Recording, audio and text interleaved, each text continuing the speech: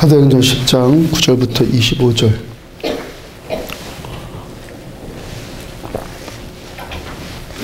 부터 25절 한 절씩 교독해 읽겠습니다. 이튿날 그들이 길을 가다가 그 성에 가까이 갔을 그때 베드로가 기도하려고 지붕에 올라가니 그 시각은 제6시더라.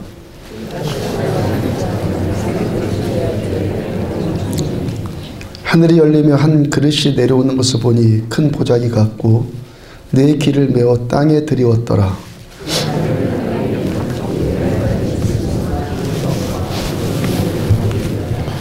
또 소리가 있으되 베드로야 일어나 잡아먹어라 하거늘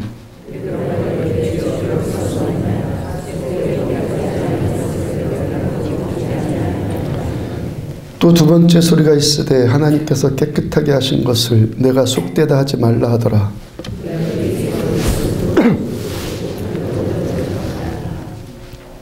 베드로가 본 바 환상이 무슨 뜻인지 속으로 의아해하더니 마침 고넬료가 보낸 사람들이 시몬의 집을 찾아 문 밖에 서서 베드로가 그 환상에 대하여 생각할 때 성령께서 그에게 말씀하시되 두 사람이 너를 찾으니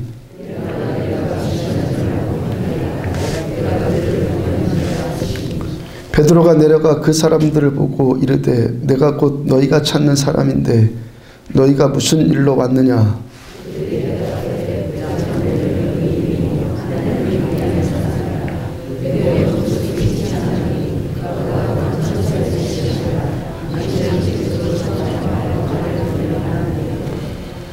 베드로가 불러들여 유숙하게 하니라. 이튿날 일어나 그들과 함께 갈새 욥바에서 온 어떤 형제들도 함께 가니라.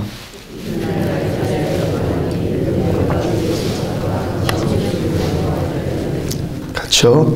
마침 베드로가 들어올 때 고넬료가 맞아 발 앞에 엎드려 절하니 고넬료는요 라는 제목으로 사도행전 101번째 말씀 전해드리도록 합니다.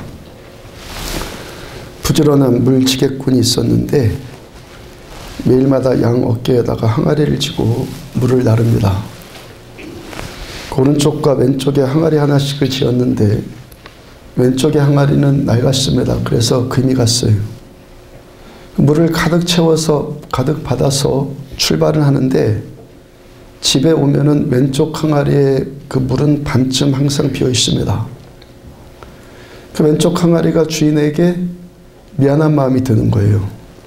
하루는 주인에게 요청하기를 주인님, 나 때문에 주인님 일을 2번씩 하는 것 같아서 늘 죄송한 마음을 금할 수 없습니다. 금간 나 같은 항아리는 내다 버리고 새 것으로 쓰세요 합니다. 그 주인 대답합니다. 나도 네가 금간 항아리라는 것을 잘 알고 있다. 근데 우리가 항상 지나다니는 길 양쪽을 봐라. 물 한 방울 흘리지 않는 오른쪽 길에는 아무 생명도 자라지 않는 황무지 아니냐.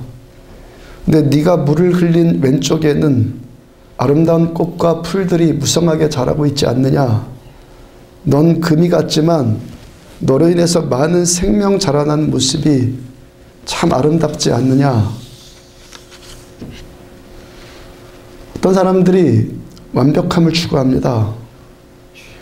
자기가 금간 모습을 수치스럽게 여겨요.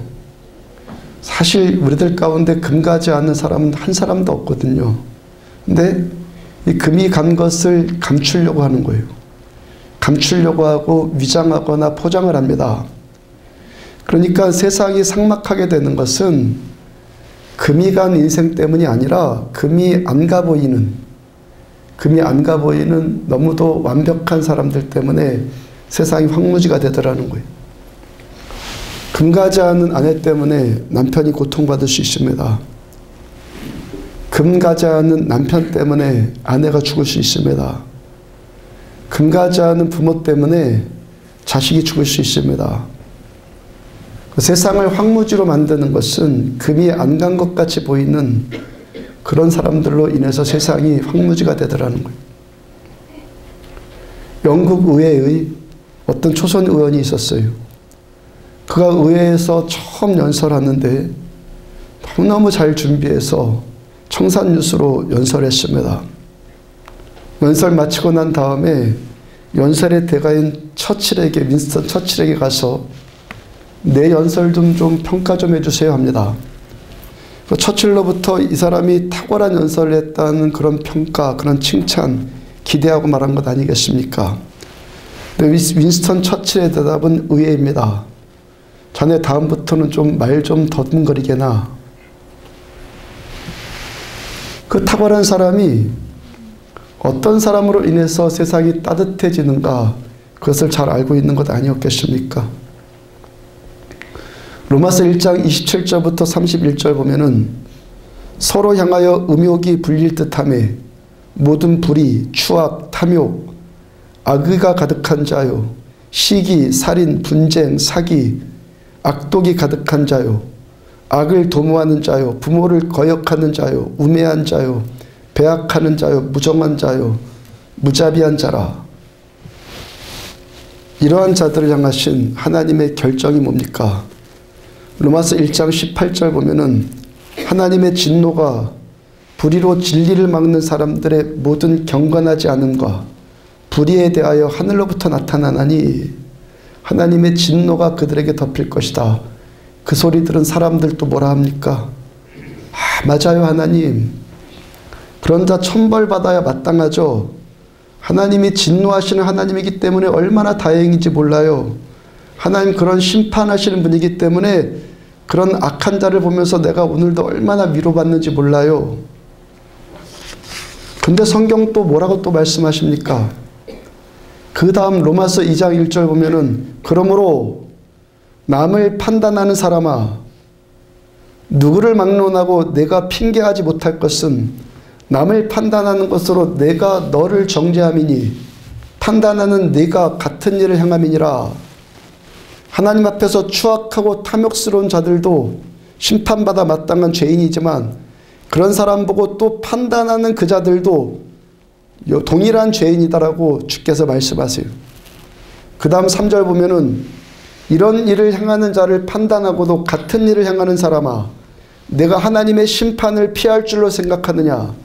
하나님 보시기에는 이런 일을 행하는 자도 악한데 그런 일을 행한 자를 보고 판단하면서 자신도 같은 마음, 같은 생각들 하는, 같은 일을 하는 그 사람도 더 악하다는 거예요. 마하트마 간디 이야기입니다. 어느 날 간디에게 한 여인 찾아와서 부탁해요. 선생님, 이 아이가 단 것을 너무 좋아했어요. 이가 다 썩었을 정도예요. 내가 아무리 타일러도 이 녀석이 귓등으로도 듣지 않습니다. 그러니 선생님께서 좀 따끔하게 좀 혼 좀 내주세요. 간디가 아이의 손을 잡고 빙그레 웃으면서 부드럽게 말해줍니다. 얘야, 단 것은 몸에 좋지 않으니까 앞으로 너무 많이 먹지 말아라. 그 한마디만 하고 일주일 있다가 두고 보자 그래요. 그 엄마가 그만큼만 한 것에 대해서 별로 마음에 안 들었지만 그래도 유명한 간디 선생님이 한 말이니까 내 아이가 좀 말 듣겠지 하고 기대를 합니다. 내 아이가 아무것도 고쳐진 것 없이 여전히 일주일 내내 단 것만 계속 먹습니다. 일주일에 그래서 다시 아이를 데리고 갔어요. 이번에도 간디가 또 똑같은 말을 하는 거예요. 아이를 보고 빙그레 웃으면서 얘야, 단 것 너무 많이 먹지 말아라. 몸에 안 좋단다. 그뿐이에요. 그 엄마가 기가 찹니다. 선생님, 지난번에도 그 정도 하셨는데 아이가 변한 것이 아무것도 없잖아요. 오늘도 똑같이 하시니까 이래서 뭐가 될 것이 있겠습니까? 그때 간디가 아주 의미심장한 말합니다. 이번에는 꼭 효과가 날 겁니다. 저도 단 것을 아주 좋아하거든요. 간디에게요. 지난번에는 저도 단 것을 열심히 먹으면서 아이를 충고했으니까 뭐가 될 것 있겠습니까? 그러나 이번에는 간디 나부터가 단 것을 끊고 말했으니까 아마도 효과가 날 겁니다. 자기도 못하면서 남한테 뭐라고 하는 것, 아무런 의미도 없다는 거예요. 이렇게 한번 가정해 봅니다. 공중 높이 뛰기에서 달에 올라가려고 시도하는 사람들이 있다고 생각해 봐요. 자기 힘으로 뛰어올라서 달에 닿을 수 있는 사람이 세상에 누가 있겠습니까? 그 몇 번 시도해 보다가 휴, 난 안 돼. 그러기만 해도 괜찮을 거예요. 근데 자기들끼리 비교, 판단, 정죄하는 거예요. 야, 나는 그래도 1m 뛰었다, 야. 야, 너는 고작 뭐 50cm, 너는 고작 30? 야, 웃긴다, 너는 겨우 10cm밖에 못 뛰었다. 1m를 뛰든 50cm를 뛰든 못 올라가기는 마찬가지 아닙니까? 그런데 서로 비교하고 판단하고 정죄하고 험담하더라는 거예요. 심리학적으로 낱말하기 좋아하는 사람의 심리학적인 이야기예요. 낱말하기 좋아하는 사람들의 심리가 있다고 그래요. 나 잘났다 하는 것, 내가 옳다 하는 것을, 내가 옳다 하고 싶은 것을 다른 사람을 비난하는 것으로 간접적으로 표현한다는 거예요. 그러니까 자기가 겪고 있는, 사실은 남 안 보는 데서 내가 겪고 있는 일인데 내가 겪고 있는 똑같은 문제로 그걸 가지고 남을 정죄하면서, 다른 사람이 그런 모습 보면 그를 정죄하면서 자신의 치부와 자기가 정죄당해야 될 그 부분을 가리고 있다는 거예요. 가령 부부싸움하지 않는 사람, 부부싸움하지 않는 사람은 다른 집이 부부싸움하는 것을 잘 이해를 못하거든요. 자기가 안 하니까. 그러니까 자기가 안 하니까 남이 하는 것도 모르고 어떻게 하는지도 몰라요. 그러니까 거기에 민감할 이유가 없어요. 근데 옆집에서 부부싸움 했다고 하면 신바람 나갖고 막 말하는 사람 있잖아요. 그 사람 왜 그러는 거예요? 매일 부부싸움 하는 사람. 그러니까 막 뭘 집어던진다, 뭐 며칠째 말도 안 한다, 뭐 그런 말이 뭔 말인지 그냥 직통으로 아는 거예요.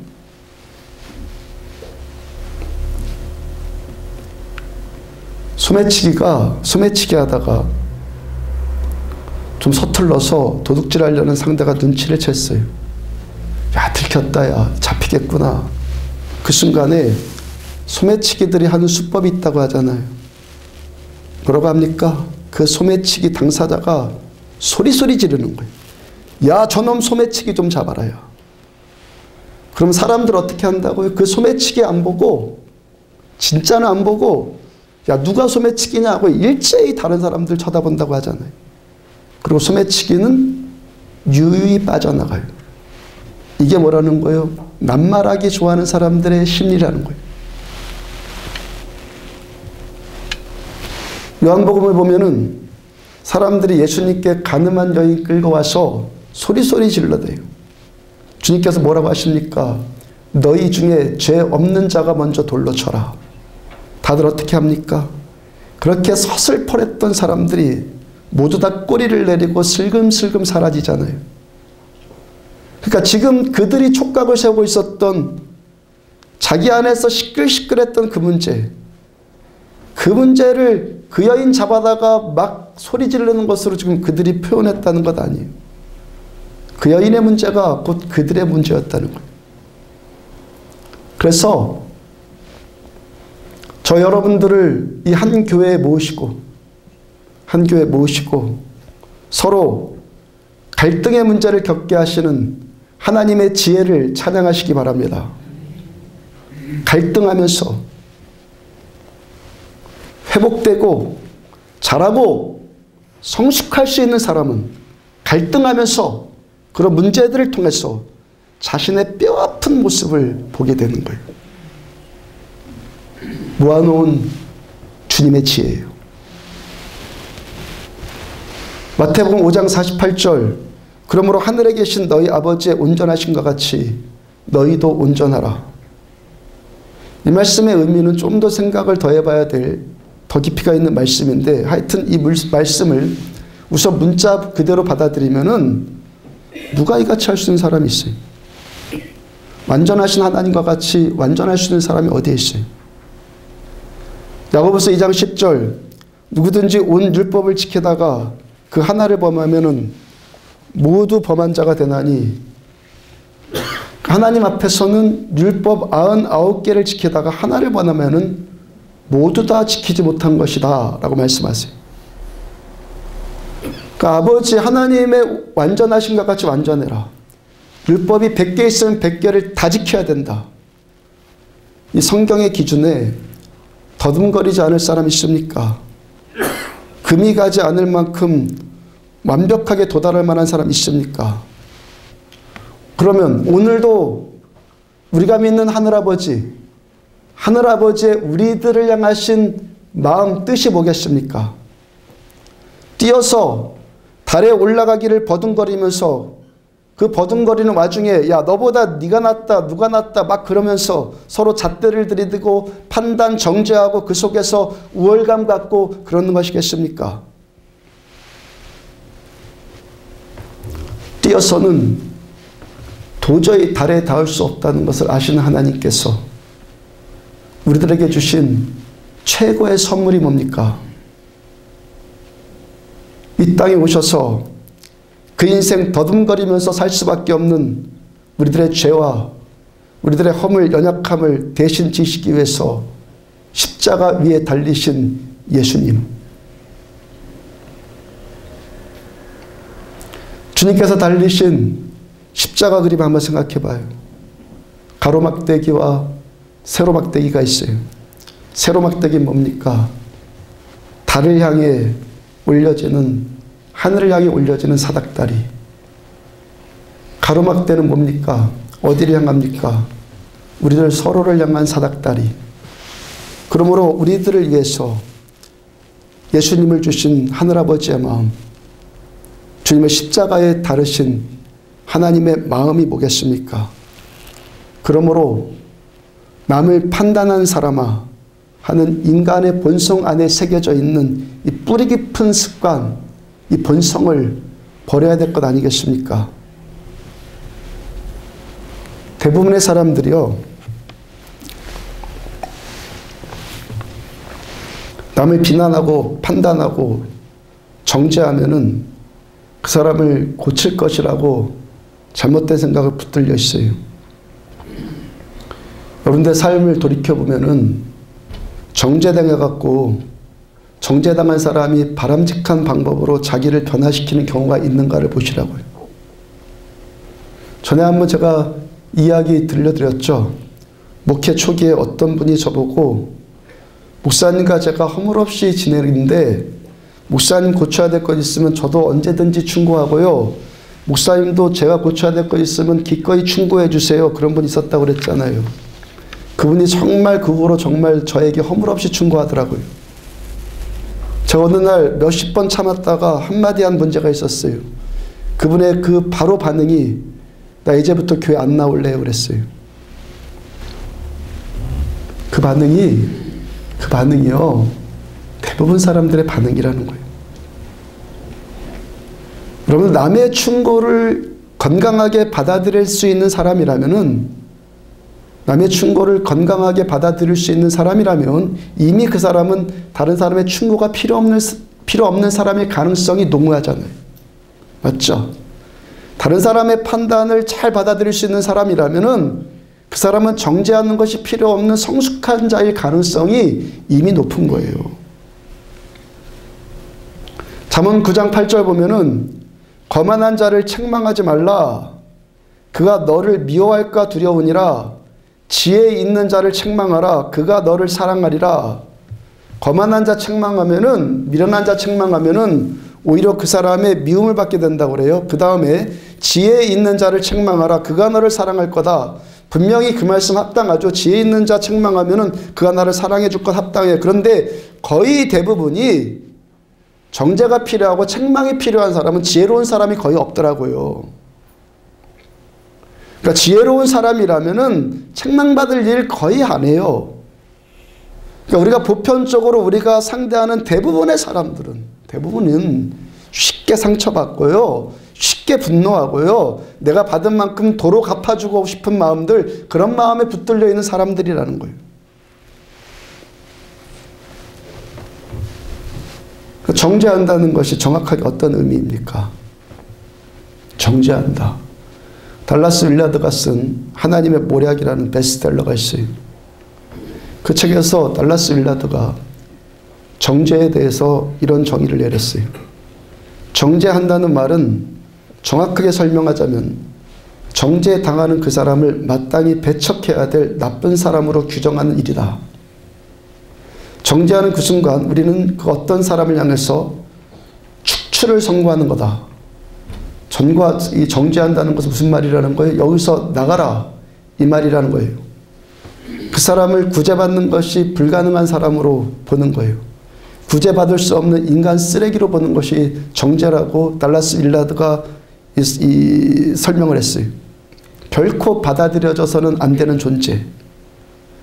그러니까 누군가를 정죄하면은, 누군가를 판단하면은 전쟁이 일어날 거 당연하죠. 거기서 어떻게 화평이 일어나요? 전쟁이 일어나죠. 그리고 고통의 악순환이 벌어지는 거예요. 가정에서도요. 여러분들 만약에 부모님들이 내 자녀들한테 쓰는 말을 옆집 애한테 한다면 그 옆집 애가 어떻게 하겠어요? 다시는 그 사람 안 보려고 하는 말들. 그런 말들을 내 자녀들에게 얼마나 함부로 씁니까?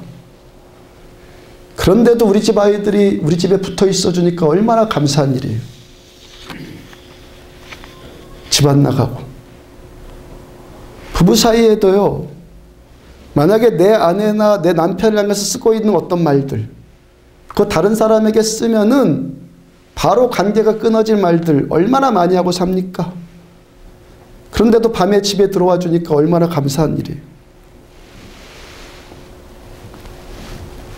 로마서 2장 3절 다시 보면은 이런 일을 행하는 자를 판단하고도 같은 일을 행하는 사람아 내가 하나님의 심판을 피할 줄로 생각하느냐. 한 사람이 어떤 일을 행해서 하나님의 심판을 받고 또 한 사람은 그 사람이 그런 일을 행한다고 했고 판단해갖고 하나님의 심판을 또 받아요. 심판의 악순환이 벌어지는 거예요. 마태복음 7장 1절과 2절 보면은 비판을 받지 아니하려거든 비판하지 말아라. 너희가 비판하는 그 비판으로 너희가 비판받을 것이요 너희가 헤아리는 그 헤아림으로 너희가 헤아림을 받을 것이라. 어떤 사람은 비판받을 일을 해서 비판당하고 또 그걸 비판하는 그 사람은 자기가 비판하는 것으로 인해서 또 비판당한다는 거예요. 야고보서 5장 6절 보면은 너희는 의인을 정죄하고 죽였으나 그는 너희에게 대항하지 아니하였느니라. 예수님을 십자가에 달아 죽인 행위, 그 당시 사람들이 예수님을 십자가에 달아 죽인 행위를 성경은 뭐라고 말씀하십니까? 너희가 의인을 정죄하고 죽였다. 의인을 정죄하고 죽였다. 로마서 1장 17절 중간 오직 의인은 믿음으로 말미암아 살리라. 하나님 보시기에는 어떤 사람이 달에 도달할 수 있는 의인입니까?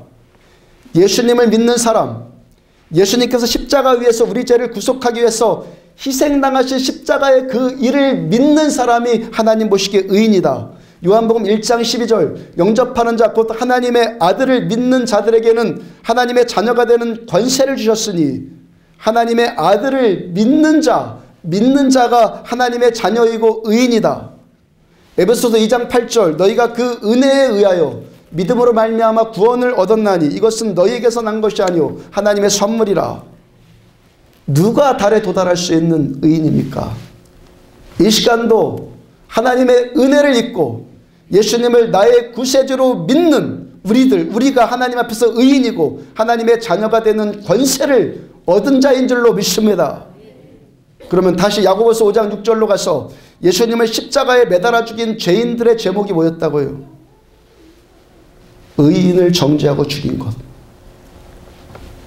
누가 의인이라고요? 예수님 의인이시고 예수님을 믿는 우리를 위해서 십자가에서 하신 일을 믿고 이 시간도 하나님께 감사하고 예배드리는 우리가 하나님 앞에서 의인이라는 거예요. 그러면 우리가 서로를 판단하고 정죄하고 있는 그 행위에 대해서 하나님이 지금 뭐라고 평가하시는 겁니까? 하나님께서 받아주시고 하나님이 인정해 주신 의인을 정죄하고 죽이는 행위라는 거예요. 우리 삶에 왜 고통이 온다고 말씀드렸습니까?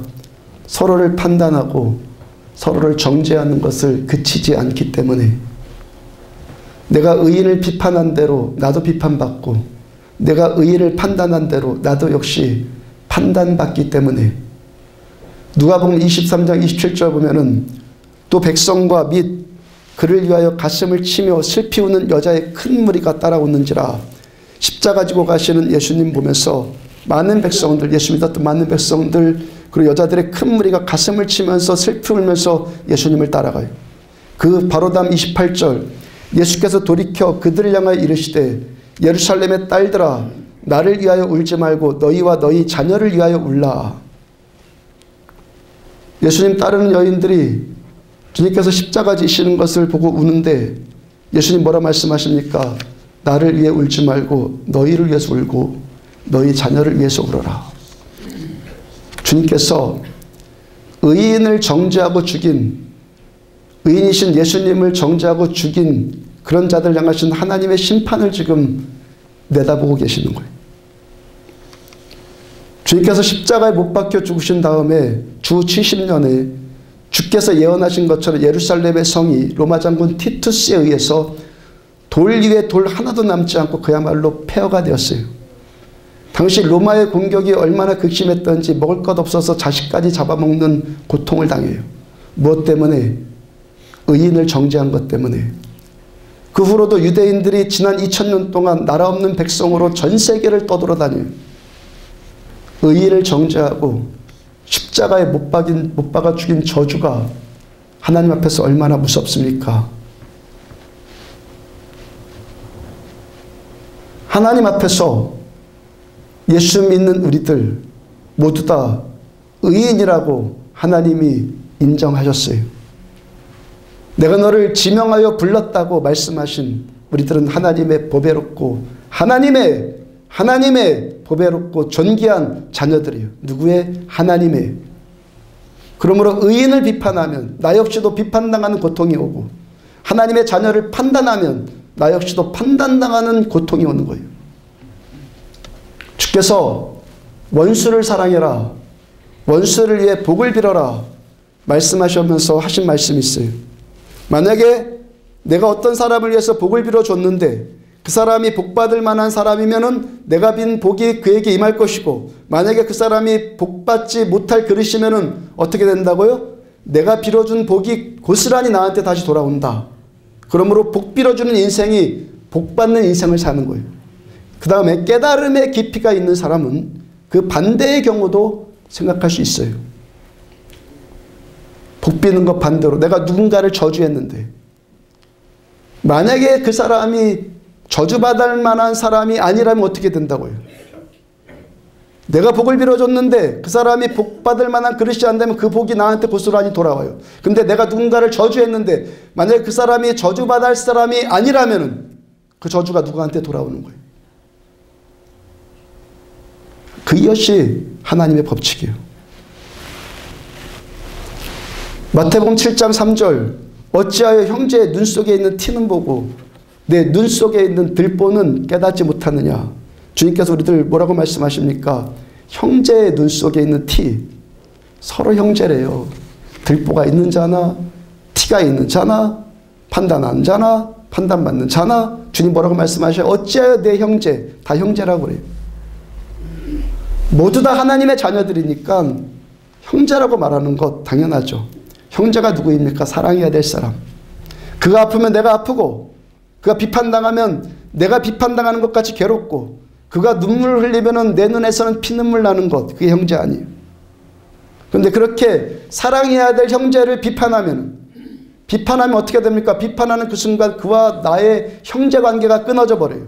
그와 나와의 형제관계가 끊어져 버리니까 하나님과 나와의 부자지간의 관계도 끊어져 버려요. 그리고 그 끊어진 틈으로 마귀가 들어오는 거예요. 에베소서 4장 27절, 마귀에게 틈을 주지 말아라. 마귀는요, 틈 타는 자예요. 끊어진 틈, 벌어진 틈. 그 옛날 광야에서 수도사 생활했던 교부들, 수도원 생활에 제1원칙이 있다고 전에 말씀 전해드렸죠. 수도원 생활의 제1원칙, 제1계명, 비판하지 말아라.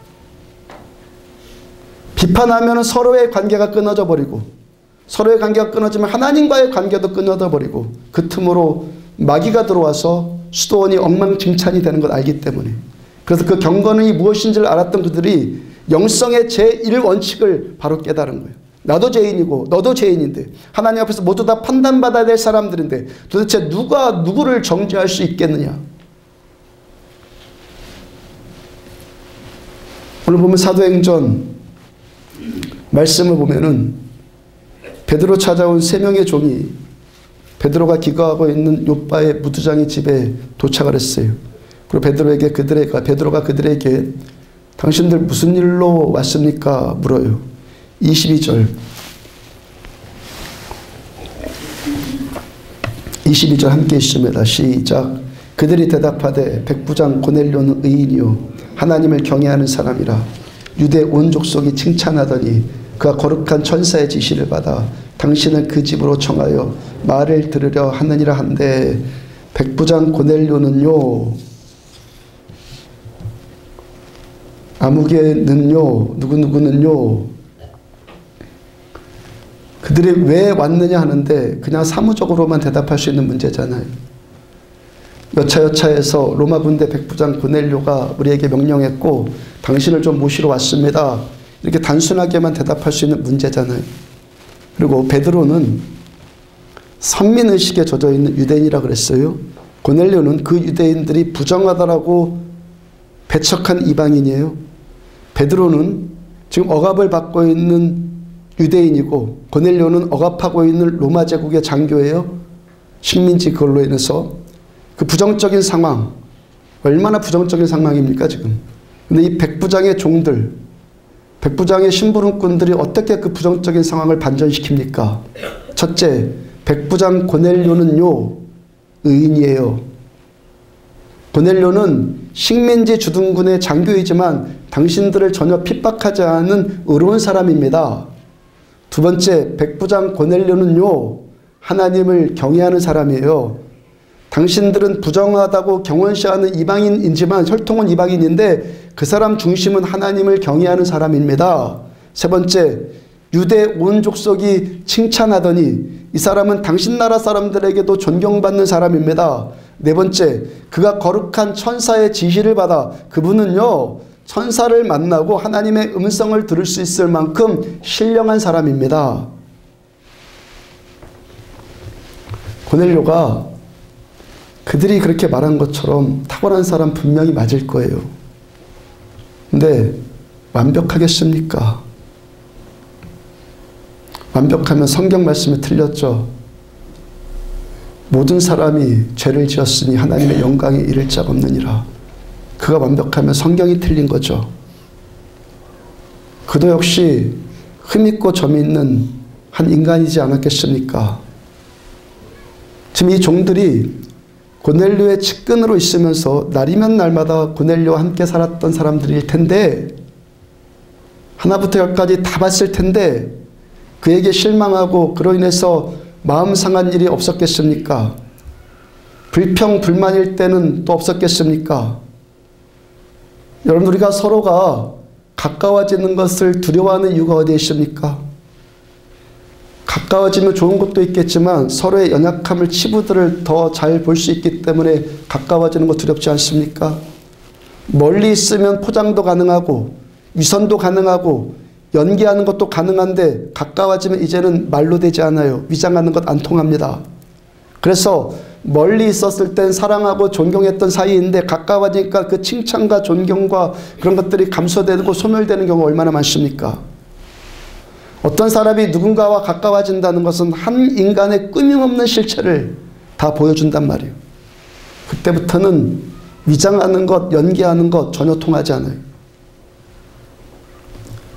고넬료의 측근이었던 이들, 그의 장점과 단점을 분명히 다 봤을 텐데 지금 이들 고넬료의 어떤 면만 지금 말하고 있습니까? 그의 장점만 봐주고 그의 장점만 지금 말하고 있어요. 어리석고 분별력이 없어서 못 본다는 것 아니에요. 그의 실체를 다 봤으면서도 그의 장점에 집중해주고 그의 장점만 말하고 있어요. 그리고 그의 장점만을 봐주고 있는, 그의 장점만 말해주고 있는 이들을 통해서 사도행전의 역사는 계속해서, 하나님의 역사는 계속해서 진행되고 있단 말이에요. 7절을 보면은 마침 말하던 천사가 떠나매 고넬료가 집안 하인 둘과 부하 가운데 경건한 사람 하나를 불러, 고넬료의 심부름 온 이 사람들, 성경이 뭐라고 합니까? 경건한 사람들이다. 그러면 오늘 본문 안에 축약되어 있는 경건의 한 표지가 뭡니까? 그의 장점에 초점 맞춰주고 그의 장점을 말해주는 것이 경건의 한 표지라고 성경이 지금 드러내고 있는 거예요.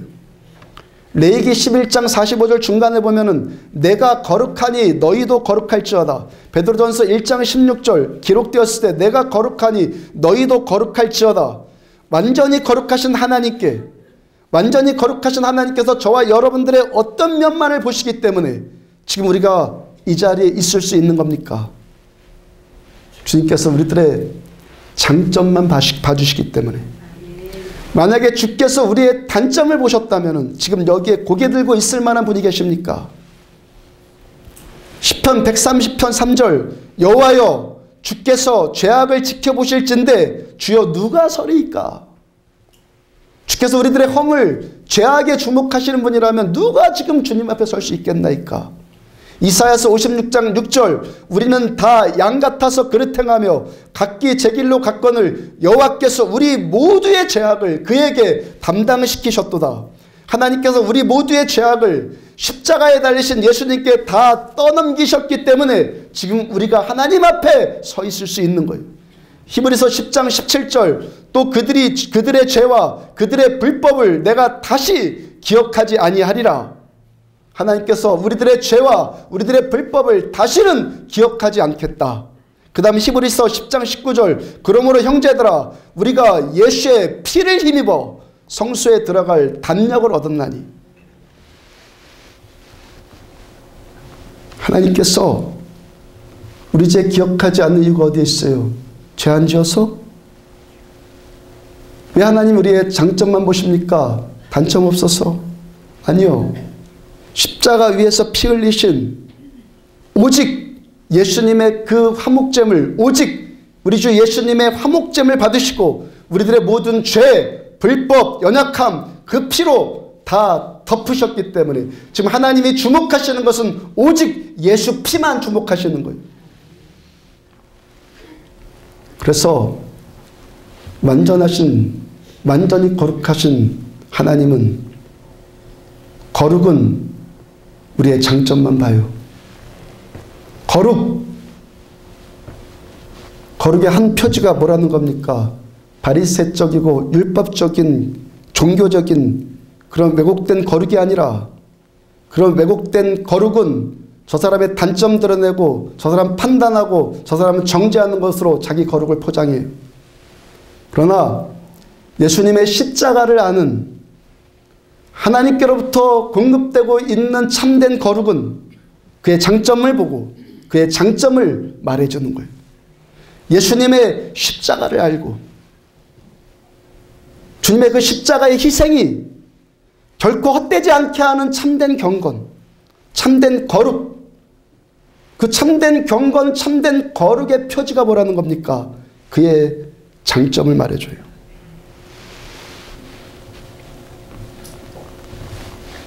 율법주의적인 거룩에 속지 말라고요. 참으로 거룩한 자들 되기를 주의 이름으로 축복합니다. 미국이 남북전쟁 한창 하고 있을 때 포토맥강을 사이에 두고 북군과 남군이 대치하고 있어요. 이제 날만 밝으면은 총소리 터질 것이고 또 수많은 사람들이 서로 쏘아 죽이는 일이 벌어질 거예요. 그날 밤입니다. 달빛이 흐르고 사방이 고요해요. 서로 총겨누고 있는 그 상황 얼마나 불편했겠습니까? 병사들이 얼마나 불안에 떨면서 그 밤 보내고 있었겠습니까? 서로 정죄하고 서로 판단하면서 마음에 총구리를 겨누고 있으면 얼마나 불안하고 얼마나 불편합니까? 그때 한 병사가 우리 함께 노래 부르자 합니다. 군가를 부르려고 하니까 양쪽의 군가가 다르거든요. 국가도 달라요. 그래서 이쪽도 저쪽도 다 부를 수 있는 노래를 생각했는데 홈 스위트 홈. 즐거운 곳에서는 날 오라 하여도 옆에서도 따라 부르고 앞에서도 따라 부르고 뒤에서도 따라 부르고 여기가 합창이 되니까 그 소리가 강 건너로 넘어가갖고 강 건너에서도 다 따라 불러요. 모두들 저마다 그 전쟁의 고통과 그 피곤함 가운데 목이 맨 채로 그 일대가 그 노래로 가득할 만큼 그 노래를 부릅니다. 그 다음날 전쟁이 있었겠습니까? 없었겠습니까? 없죠. 왜 그렇겠습니까? 즐거운 곳에서는 날 오라 하여도 내 쉴 곳은 작은 집 내 집뿐일세. 내 쉴 곳은 집 내 집뿐일세. 북군이고 남군이고 모두 다 우리가 한 집에서 나온 한 집 사람이라는 것을 이들이 깨달았어요. 여러분 장례식 치를 때 가장 모순되는 말이 뭔지 아십니까? 죽은 사람 보고요 떠나보내고 뭐고 하는 그런 말들. 떠나보내긴 뭘 떠나보냅니까? 여러분들 나는 안 갑니까? 떠나보내는 게 아니에요. 조금 먼저 가고 조금 뒤에 가고 그 차이뿐이에요. 떠나보내는 것이 아니라 같이 가는 거예요. 아멘? 함께 가는 거예요. 한 곳으로. 이별하는 것이 아닙니다. 조금 있으면은 한 집에서 다시 만나요. 이별이 아니에요. 어느 남편이 임종 앞두고 있는데요. 부인이 옆에서 자꾸 울어요. 그러면서 당신 없이 나 어떻게 살아요? 그럽니다. 그 남편이 죽으면서요. 명언 남겼어요. 울지 마시오. 당신도 곧 죽소. 우리들이요. 곧 같은 처지 됩니다. 무슨 처지? 같은 처지. 실수한 사람, 잘한 사람 차이 없어요. 배운 사람, 못 배운 사람이요. 건강한 사람, 병든 사람이요. 잘난 사람, 못난 사람, 있는 사람, 없는 사람, 배운 사람, 못 배운 사람, 나이 든 사람, 어린 사람, 별것 다 따져도 조금 있으면은 다 같은 처지예요. 저 여러분들 한 집에서 왔고 한 집으로 갑니다. 에베소서 4장 3절 평안에 매는 줄로 성령이 하나 되게 하신 것을 힘써 지켜라. 성령이 하나 되게 하신 것을 힘써 지켜라. 하나를 만들어라, 하나를 이루어라 그거 아니에요. 지켜라. 지켜라.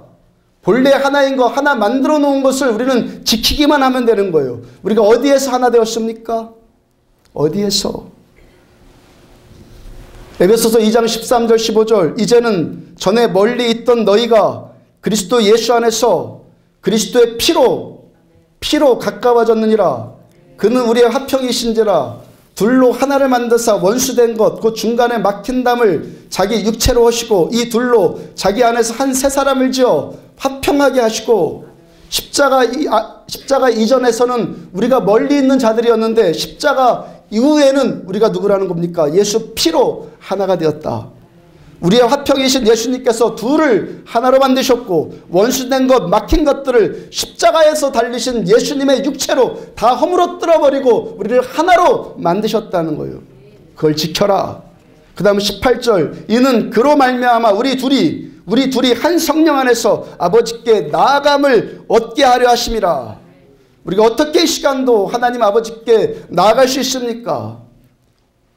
어떻게 나아갈 수 있어요? 십자가 위에서 만난 우리가 이 교회 안에서 하나 되어질 때 이 시간도 담대히 하늘아버지께로 나아갈 수 있는 거예요. 죄가 없어서 완벽해서 그거 아니에요. 그 부분은 이미 예수님의 피로 다 덮으셨고 기억도 하지 않으시고 보지도 않으시겠다고 하나님이 말씀하세요. 이것이 뭡니까? 하나님의 거룩. 그러므로 사랑이 거룩이고 화평이 거룩이고 용서가 거룩이고 서로의 장점을 말해주는 것이 거룩이에요. 우리는 십자가 위에서 하나님 사랑으로 하나님께 나아가서 십자가 위에서 받은 그 사랑으로 우리가 하나 되어지고 그 하나됨으로 하나님께 나아갈 때 그때 하늘문이 열리는 거예요. 세상은요, 내가 세상 바꿔보겠다는 사람, 내가 누군가를 바꿔보겠다는 사람으로는 바뀌는 것 아니에요. 내가 누군가를 바꿔보겠다고 판단하고 정죄하면 오히려 뭐만 일어난다고요? 전쟁. 그와 내가 전쟁이 일어나면 하나님과 내가 관계가 깨져버리고 영성이 파괴되고 거룩이 깨지고 경건이 무너지고 평강이 소멸되는 거예요. 겉으로 아무리 그렇지 않은 척, 종교적인 척 해도 그 내면 세계는 점점 황폐하게 되는 거예요. 빌립보서 3장 10절과 11절, 내가 그리스도와 그 부활의 권능과 그 고난에 참여함을 알고자 하여 그의 죽으심을 본받아 어떻게 해서든지 죽은 자 가운데서 부활에 이르려 함이라. 지난주 수요일날 전했던 말씀이요. 사도 바울의 간절한 소명. 어떻게 해서든지 그거 하고 싶다. 어떻게 해서든지 이루고 싶다. 어떻게 해서든지 본받고 싶다. 어떻게 해서든지 나는 알고 싶다. 사도 바울의 그 인생 최고의 추구가 뭐라고요? 나는 어떻게 해서든지 예수 알고 싶다. 어떻게 해서든지 예수님의 십자가 본받고 싶다. 어떻게 해서든지 예수 부활에 이루고 싶다. 사도 바울의 인생 최고의 열명은 나를 통해서 세상을 바꾸겠다 이게 아니에요. 나를 통해서 내가 전 세계를 복음화시켜 보겠다 이게 아니란 말이에요. 바울의 인생 최대의 목적은, 인생 최대의 추구는 나 예수 알고 싶다. 나 예수 십자가 본받고 싶다. 나 그의 부활을 알고 싶다. 이게 사도 바울의 추구예요. 갈라디아서 6장 14절, 그러나 내게는 우리 주 예수 그리스도의 십자가 외에는 결코 자랑할 것 없으니. 십자가밖에 모르고 십자가만 자랑하는 바울을 통해서 세상이 바뀌어요. 남을 판단하고 남을 정죄하고 남을 어디다 세워놓고 그런 율법주의자였던 바리새인 사울, 처음 율법주의자였던 바리새인 사울을 통해서 세상이 바뀐 것 아니에요. 그가 바뀌니까, 사울이 바울로 바뀌니까 그가 예수님의 십자가 앞으로만 더 가까이 나가는 율법주의자가 아니라 은혜주의자로 바울이 바뀌니까 그 다음에 세상이 바뀌어요. 누가 누구를 바꿉니까?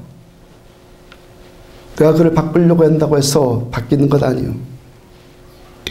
내가 바뀔 때, 내가 바뀌는 게 뭡니까? 주님의 십자가 알고, 정말 알고, 주님의 십자가 알고 십자가 안으로 더 가까이 들어가고 예수님이 보는 눈으로 내 눈도 바뀔 때, 예수님이 우리를 보는 눈같이 나도 우리를 볼 때, 그때 우리가 서로 변화되는 거예요. 그러므로 십자가는 용서와 사랑이에요.